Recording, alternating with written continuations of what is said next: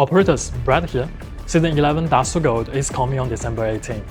Before the new season arrives, we wanted to use this TAF Talk to walk you through some of the upcoming updates and share a bit of our thinking behind them. Over the past few seasons, we've been focused on polishing the core shoot, loot, and breakout experience. In Season 11, we are building on that foundation by enriching the existing gameplay and giving even more back to the community. Alongside the new game modes, we'll also be introducing the Emulator non-wipe open beta launching with the new season, as well as the brand new appearance voucher. And of course, we'll also cover the latest progress on hardcore mode and some of other fun modes we've been working on. Alright, let's get started then. Staying connected with the community means a lot to us. Your feedback is what helps Arena Breakout get better and keeps the experience moving in the right direction. During the last season test server, we got a ton of comments about the diving features. Because of that, we decided not to release them, and we're really happy to see many of you agreed with that call. As the season went on, more feedback kept coming in.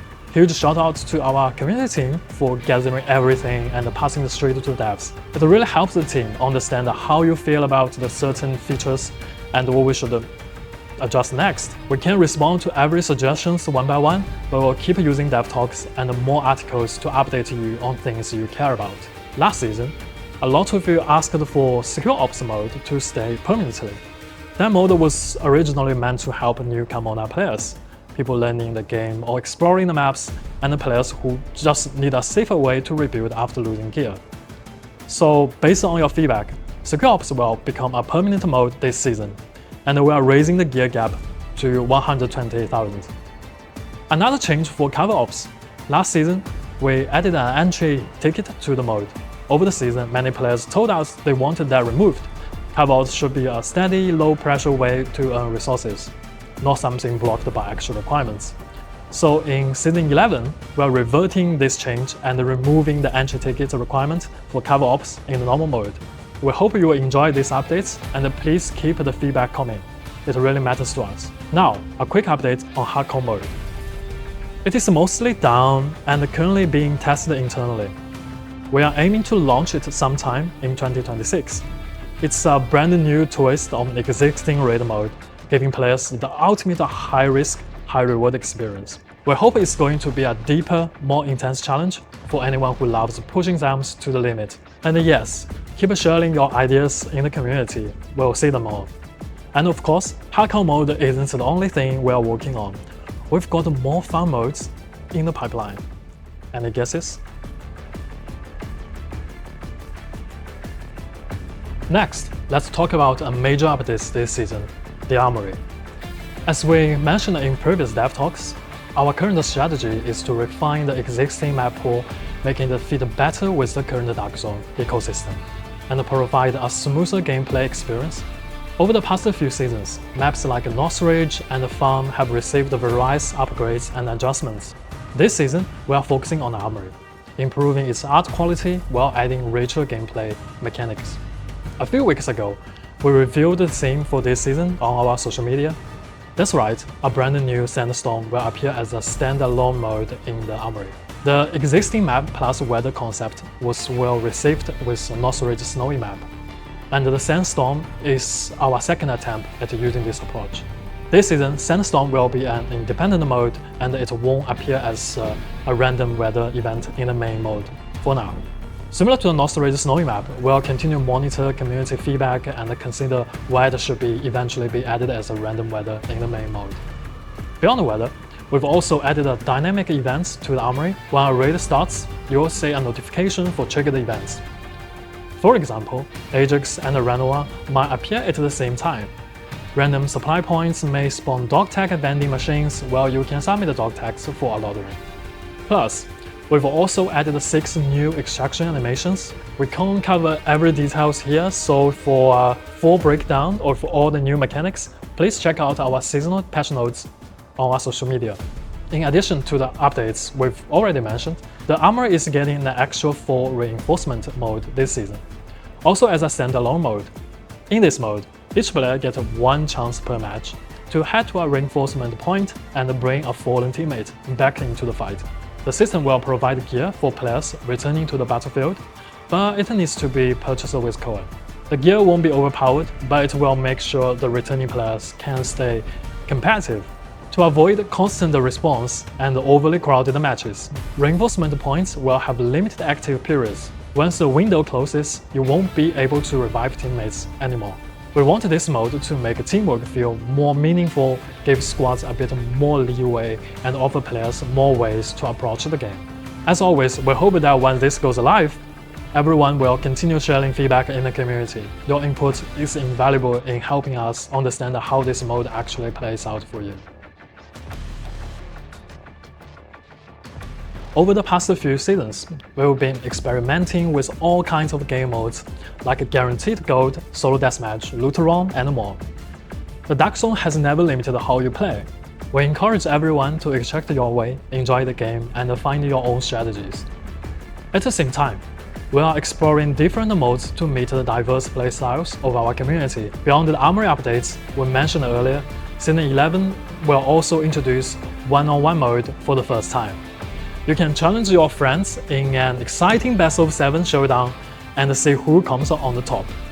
Meanwhile, Loot Run and Solo Deathmatch will continue to be upgraded and will be available next season. Fun Gold Guaranteed mode will get a new resurrection mechanic, and the Loot Derby will make a comeback as well. We hope these updates cater to all kinds of players, expanding the boundaries of gameplay while keeping the core experience intact, giving everyone more options and freedom. As for the looting and extracting experience, after adjustments to spawn points, extraction points, and the loot location over the past 2 seasons, next season we're adding more types of gold and verified prototype accessories in raids. This will make the overall experience richer and more rewarding for the game. Next, let's talk about the new experimental items. Since experimental items were added to the game, we'll be introducing new content each season to make matches more engaging and fun. For example, in the past 2 seasons, with drones, we saw a ton of creative uses from community like taking group photos, checking enemies, and more. Next season, we'll continue adding new experimental items, and one that was highlighting is the thermal imager. In Season 11, players will have a chance to find the thermal imager in experimental item crates. Its functionality is similar to regular thermal vision, but it cannot be taken out of the raid.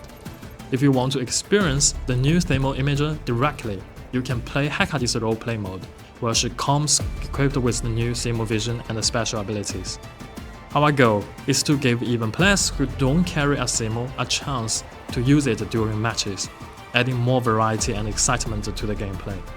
Once the new items go live, we'll also be keeping a close eye on community feedback, so don't hesitate to share your thoughts with us. While we are focused on improving the gameplay experience, we've also always wanted to give back to the community. In the past seasons, players have received free melee weapons, gun skins, coin, and more. Next season, we'll continue giving back, but on top of that, we're introducing a brand new currency, appearance vouchers. They work pretty much like in-game bonds and can be used to partially offset the cost when purchasing skins, or even exchange them for certain gun skin directly. Getting them is easy. We'll be distributing them through various in-game events. For more details on how to use them, we'll share updates on our social channels soon. Alright, let's talk about the Emulator. If you've been following creator streams, you might already know this season, the Emulator non-wipe open beta is coming. A lot of players have asked, why an emulator? Isn't that already a PC version? The thing is, the emulator offers a completely different experience from PC. It's mainly designed to take some pressure off mobile devices and give players more ways to play. If your phone struggles a bit, you can hop on the emulator, and it's also a great way for new players to get the hang of the game. For example, the upcoming Armory Sandstorm mode this season is especially fun on PC, and we highly recommend trying it there.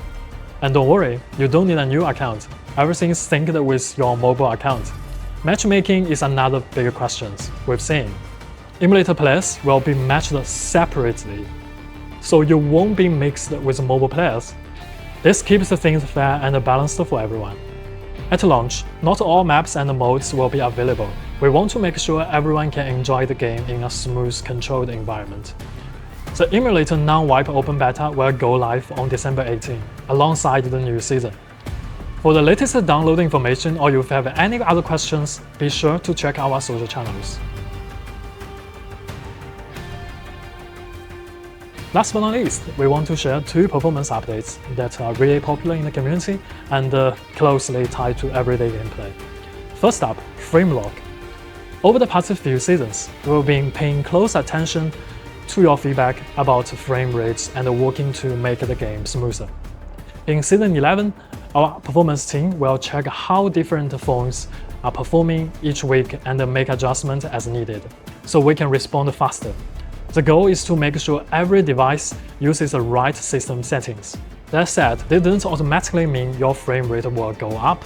Everything still depends on your device. A smoother experience isn't just about higher frame rates, it comes from stable, reliable performance.